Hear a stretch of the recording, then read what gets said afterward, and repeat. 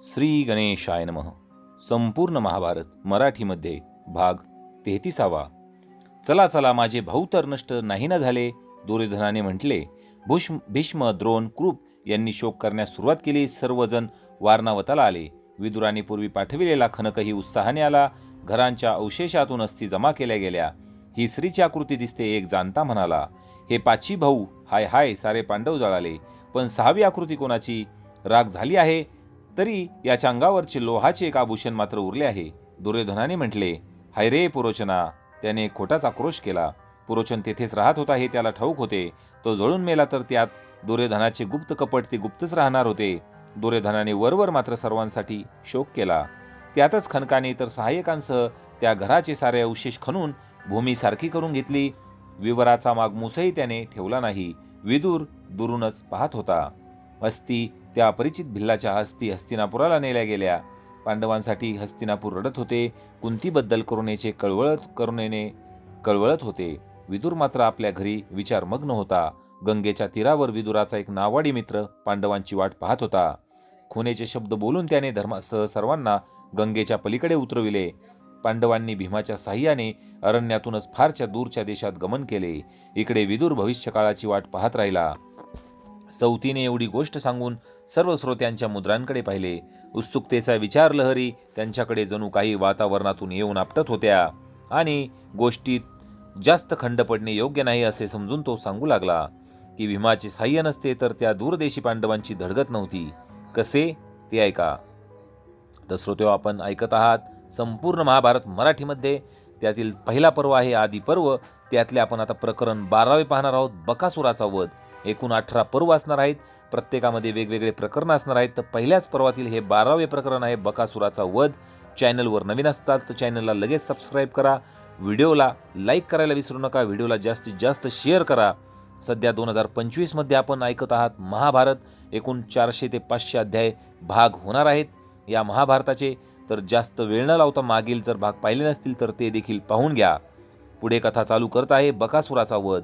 पुढची गोष्ट सांगताना सौतींच्या मुद्रेवर औदासिन्य दिसू लागले होते. सायंकाळ जवळ आली होती. ढगांनी आकाशात येऊन जणू रात्र येते असा निरोप सांगितला होता.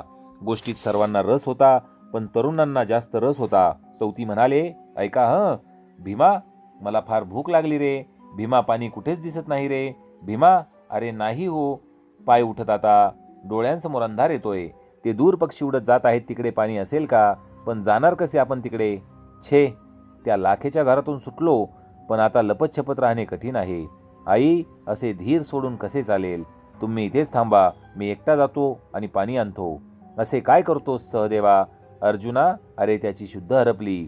असे संवाद त्या निर्जल वैरान प्रदेशातून जाताना पांडवांमध्ये होत होते. आणि एकट्या भीमाने जेव्हा फार दूर जाऊन पाणी आणले तेव्हा सगळेजण निश्चेष्ट पडले होते.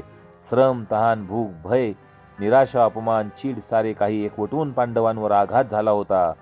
भीमाने आपली दुरवस्था पाहून मनातल्या मनात फार शोक केला. आपल्याच मनाची समजूत घालून त्याने पुन्हा आपले मन निराशेच्या गर्दीतून सावरले. झोपू दे, दमले भागलेले आहेत, मगच पाणी देऊ प्यायला, भीम मनाशी म्हणाला. एका वृक्षाखाली तो स्वस्थ बसला. त्याने पाणी कसे आणले होते मी सांगतो, एक कुमार म्हणाला. सांग. सौती व शौनक एकदम म्हणाले. अहो, त्या पांडवांजवळ भांडी नव्हती, घट सुद्धा नव्हते. त्यावेळी भीमाने काय केले असेल? अर्थात उत्तरीय वस्त्र भिजवून आणले असेल, तो कुमार म्हणाला. अरे वा, पुष्कळच बुद्धिमान आहे रे, सौती म्हणाले. बरे, तर आता पुढे ऐका. सौती पुढे आपली गोष्ट सांगू लागले. भीम बसला आहे. सारे बंधू निजले आहेत. खुरटी झाडे मधून मधून दिसत आहेत. भूमी कोरडी आहे, पाण्याचा थेंब नाही. अशावेळी तेथे हिडिंब नावाचा एक राक्षस आला. हे नरमांस मला खायला मिळणार, हा हा हा हा. तो 11 विकरा राक्षस आपल्या बहिणीला म्हणाला. कुठे रे आहेत माणसे, मला दाखव तरी. त्याची बहीण हिडिंबा म्हणाली. ते काय तिकडे दूर, झाडाखाली बघ. ती बाई तर जास्त मऊ लुसलुसीत लागेल खायला. 4 झोपले आहेत, 5वा जरा मोठा वाटतोय, पण त्यानेच खरे पोट भरेल. तुला एक काम सांगतो, करशील? तू त्यांना मारून इकडे आण, मग आपण एकत्र बसून त्यांना सोलून खाऊ. जा जा लवकर. हिडिंबाच्या तोंडाला पाणी सुटले होते. त्यांच्या सांगण्यावरून हिडिंबा राक्षसीन पांडवांच्या जवळ आली.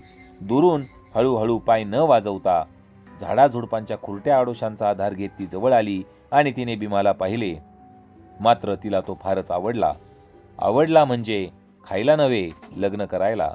तिला त्याचे पिळदार दष्टपुष्ट शरीर व सुंदर प्रमाणबद्ध अवयव पाहून असे वाटले की आपण उगीच राक्षस जन्माला आलो. हा माणूस खराच आपल्याला योग्य आहे. भावावरील प्रेमापेक्षा ही आसक्ती जास्त ठरली. याला मारले तर भावाची नी माझी थोडा वेळ भूक भागेल व बरे वाटेल, पण याच्याशी लग्न केले तर मला जन्मभर सुख मिळेल.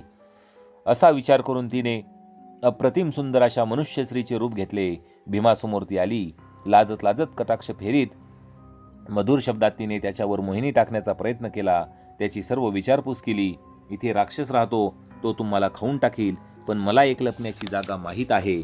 पण तुम्ही माझे पाणी ग्रहण करा, म्हणजेच मी तुमचे रक्षण करील. तुम्ही चला, मला तुम्ही इतके आवडता. तो राक्षस माझा भाऊ आहे. भीम कसला बघतोय.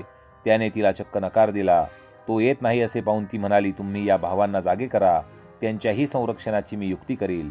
तरीही भीम काहीच ऐकेना. त्याने सांगितले, मी नाही भावांना जागे करीत. येऊ दे तुझ्या भावाला, मी नाही कुणालाही भीत.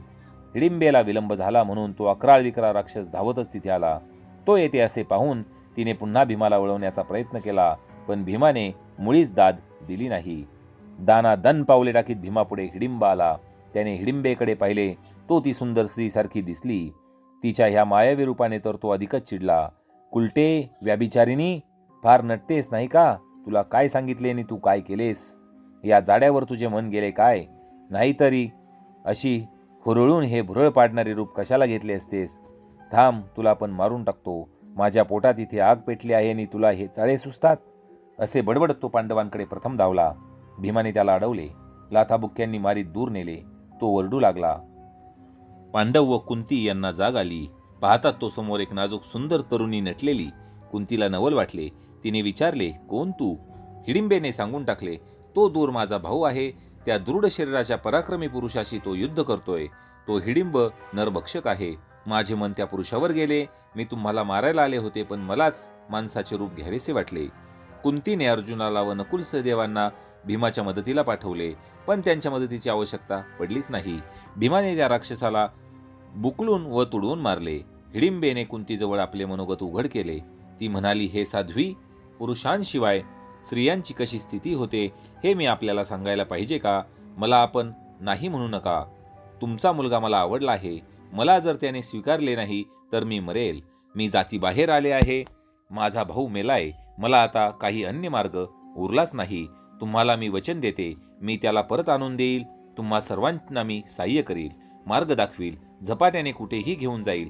स्मरण केलेत की लगेच मी येऊ शकेल. माझा स्वीकार करून धर्माचे व स्वतःचे रक्षण करा. भीम व इतर सर्वजण पाहतच राहिले. ही मायावी राक्षसीन आपल्याबरोबर कशी घ्यायची? पण तिची निष्ठा खरी वाटते. पण हेही कपट नसेल कशावरून? कुंतीने धर्माचा विचार घेतला. धर्म म्हणाला, हिडिंबे, तुझे म्हणणे मान्य करू, पण तू शपथ घेतेस? शपथ? कसली शपथ घेऊ? भीमसेन आणिके पूर्ण करील आणि सायंकाळपर्यंतच तुझ्या जवळ राहील. दिवसभर त्याला तू हवे तिकडे ने, पण संध्याकाळी आणून पोचव. मान्य आहे मला, ती म्हणाली. भीम म्हणाला, तुला एक संतान होईपर्यंतच मी तुझ्या संगतीत राहील. तेही मान्य आहे मला, ती म्हणाली. आता काही अडचण नाही, धर्म म्हणाला. पांडवांना पुढे जायचे होते. हिडिंबेने भीमाला आकाशमार्गे दूर देशी नेले. रमणीय पर्वत राजीत घनदाट वनात, झुळझुळ वाहणाऱ्या झऱ्यांकाठी, नदी तीरावर, गिरीकंदरात आणि रम्य सागर तीरी नाना देशी ती त्याच्याबरोबर विहार करी. पण रात्री मात्र पांडव जेथे असत तेथे त्याला आणून सोडी. तर श्रोते हो, अशा प्रकारे महाभारताचा भाग 33 इथे समाप्त झाला आहे. उर्वरित कथा पुढील अध्यायात.